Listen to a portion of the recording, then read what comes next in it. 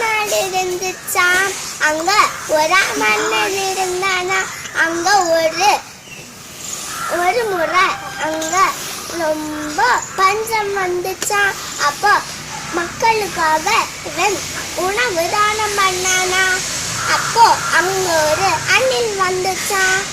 அந்த அணில் ரொம்ப வித்தியாசமா இருந்துச்சான். அது ஏன்னா அதோட வலது புறம் தங்க நிறத்துல இருந்துச்சாம். அந்த அணில் அவன் தானம் பண்ணிட்டு இருந்த உணவுகள்ல எல்லாம் உருண்டு பறந்துச்சாம். மன்னனுக்கு காவலாளி எல்லாம் ஓடி வந்தாங்களாம். அந்த அணில பிடிக்க துரத்தி வந்தாங்களாம். அப்போ அந்த அணில் மன்னனை பார்த்து கேலி பண்ணி சிரிச்சுச்சான். உடனே நான் என்ன பார்த்து கேலி பண்ணி சிரிக்கிறேன்னு கேட்டாரா.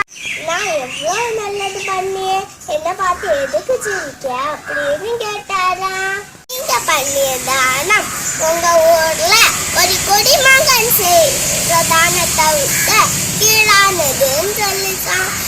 அடுத்து அந்த அணிலோட வலது புறம் எப்படி தங்க நிறமாகுச்சுன்னு சொல்ல தொடங்குச்சான். நான் பழங்கள் ஒண்ணு இல்லாம வயிறு பசியில ஒரு வீட்டோட கூரையில போய் உட்கார்ந்திருந்தேன். ஆனா அந்த வீட்டுல உள்ள குழந்தை என்னோட பசியில அழுதுட்டு இருந்தேன். அப்போ அவங்க அப்பா கொஞ்சம் கோதுமை மாவை வாங்கிட்டு வந்தாங்களா. அப்போ அந்த அம்மாட்ட சொன்னாங்களா, அவங்க 2 பேருக்கும் தேவையான கோதுமை மாவு இருக்குன்னு.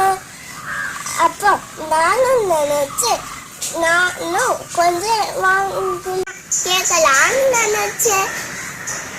அந்த அம்மா சப்பாத்தி சுட தொடங்கிச்சாங்க.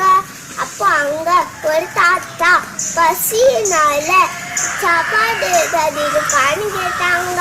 அப்ப அந்த அப்பா நினைச்சாராம், நம்ம பிள்ளைக்கே சாப்பாடு இல்லை அப்படின்னு நினைச்சிட்டு இருந்தாரா. ஆனா இந்த அம்மா கொண்டு போய் கொடுத்துச்சாங்களா. அப்போ நான் அதை பார்த்த உடனே என் கை வழுவி சப்பாத்தி உருட்டின இடத்துல போய் நான் விழுந்தேன். அந்த மாவு பட்டையா தங்க நிறத்துல மாறிடுச்சுன்னு சொல்லிச்சாம். அதோட நான் மனசுல போனப்போ மற்ற அணில்கள் எல்லாரும் என்ன பார்த்து கேள்வி பண்ணி சிரிச்சாங்க. அதனால என்னுடைய முழு உடம்பையும் தங்கமாச்சதான் நான் இங்கே வந்தேன். இங்கே என்னுடைய முழு உடம்பும் தங்கமா மாறவே இல்லைன்னு சொல்லிட்டேன்.